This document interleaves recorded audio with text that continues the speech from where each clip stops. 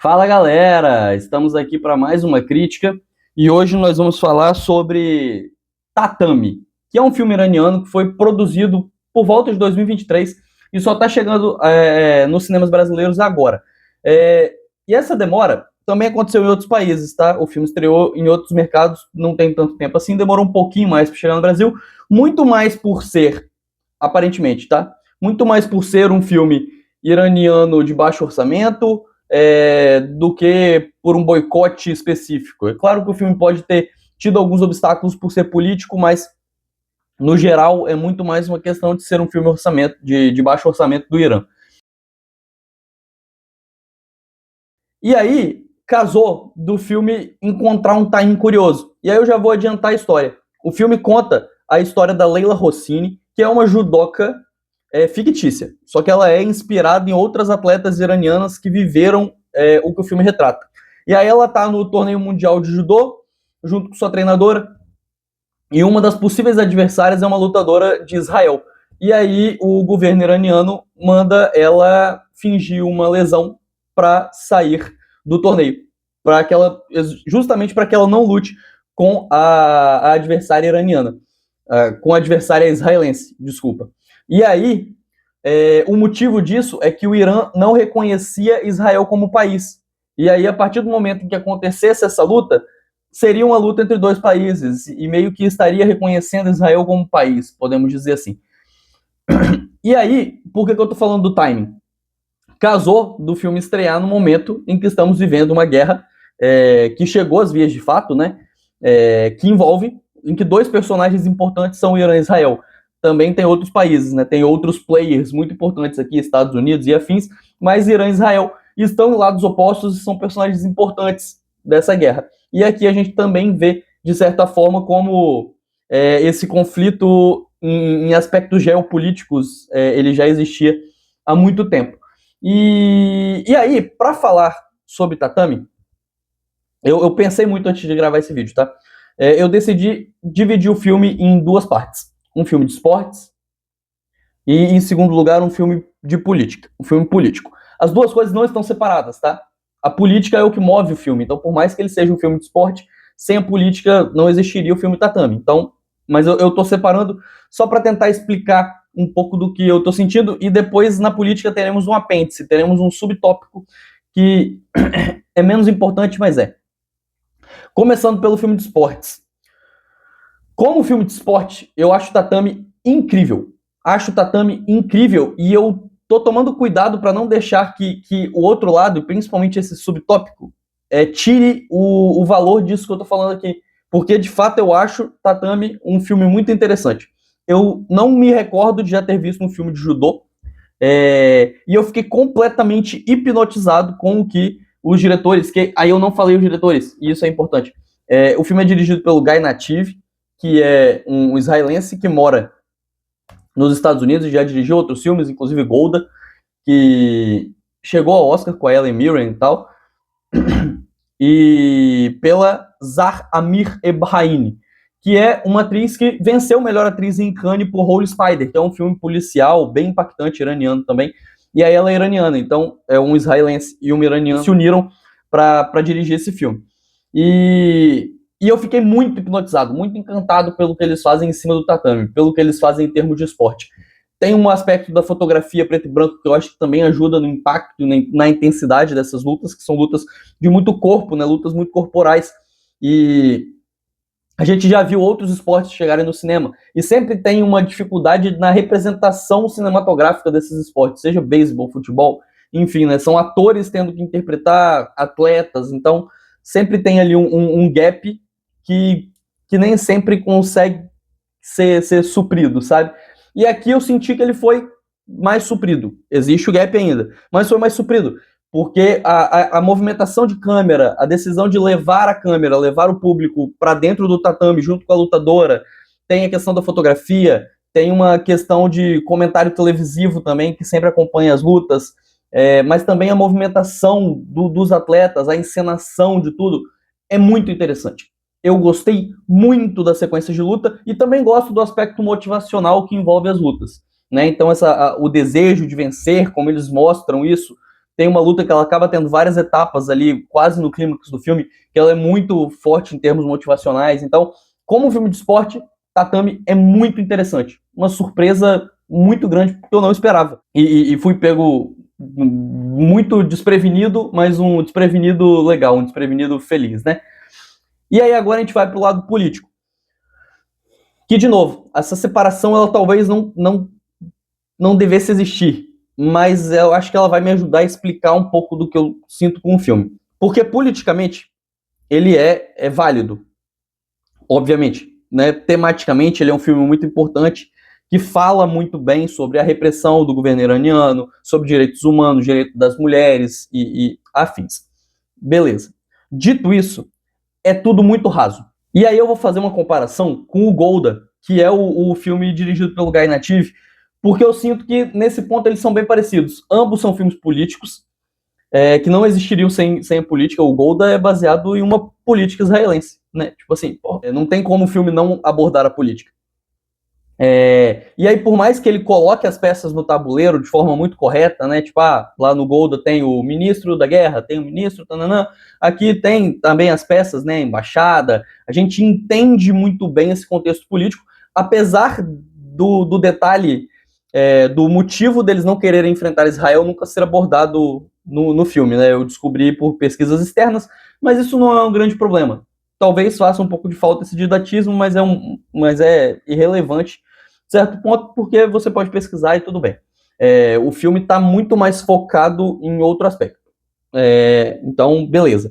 Ainda assim, ele apresenta essas peças, apresenta o cenário, apresenta o contexto, e é isso. Ele só coloca isso na mesa e ponto. Não tem desenvolvimento, não tem profundidade, sabe? Não tem tentativas de trabalhar essa repressão, sabe? De onde ela vem, o que ela causa. É tudo muito, muito direto. É muito simples e direto. Tipo, existe a repressão. Ponto. Eles não querem que ela lute. Ponto. Isso faz ela ficar mal. Ponto. Sabe? O filme, ele não se esforça para sair dessa superfície política. E a superfície política por si só já é forte, tá? Já tem impacto. Pô, você vê a repressão acontecendo ali, dá uma raiva, gera um incômodo. Claro, não tô discutindo isso de forma alguma. Mas eu sinto falta do filme tentar mergulhar um pouquinho mais, sabe? Sair dessa superfície, que eu não vejo nem sequer a tentativa. Eu acho que tipo, o filme está satisfeito com estou fazendo isso aqui, ponto final. E aí, vamos para o subtópico, tá? Porque nesse subtópico, a gente vai falar especificamente sobre o Guy Nativ, que é o diretor, porque eu fui descobrir isso depois, tá? Já tinha pensado no filme como um todo, já tinha bolado minha análise, ainda não tinha decidido como que eu ia falar sobre o filme, mas já tinha meio que bolado minha análise. E aí eu vi no Letterboxd, né, passeando ali pelo perfil do filme no Letterboxd, que o Guy Nativ é sionista. Ou seja, ele é um defensor de Israel na guerra entre Israel e Palestina. E aí, sei lá, você pode falar, isso não tem nada a ver, você ficar falando disso, você transforma um filme que é sobre o Irã em um filme sobre Israel. E é por isso que eu pensei muito sobre como que eu ia montar essa crítica e se eu ia falar ou não de algumas coisas. Mas eu não consigo ignorar esse detalhe. Porém, como eu disse, eu descobri isso depois. E eu já não gosto tanto assim do aspecto político do filme. Então, no fim das contas, descobrir isso não impactou tanto assim no gostar ou não gostar do lado político do filme. A minha opinião sobre ele ser raso e profundo independe do Guy Nativ ser sionista. Porém, existe uma questão ali que, no do subtexto, de certa forma, existe uma defesa de Israel, simbolicamente, mas também tá bem afastado. Mas existe uma questão de hipocrisia. E é uma hipocrisia que é muito parecida com a que me motiva a colocar isso aqui no meu vídeo. Porque eu seria hipócrita se eu não levasse isso em consideração, porque está tudo dentro do pacote do filme.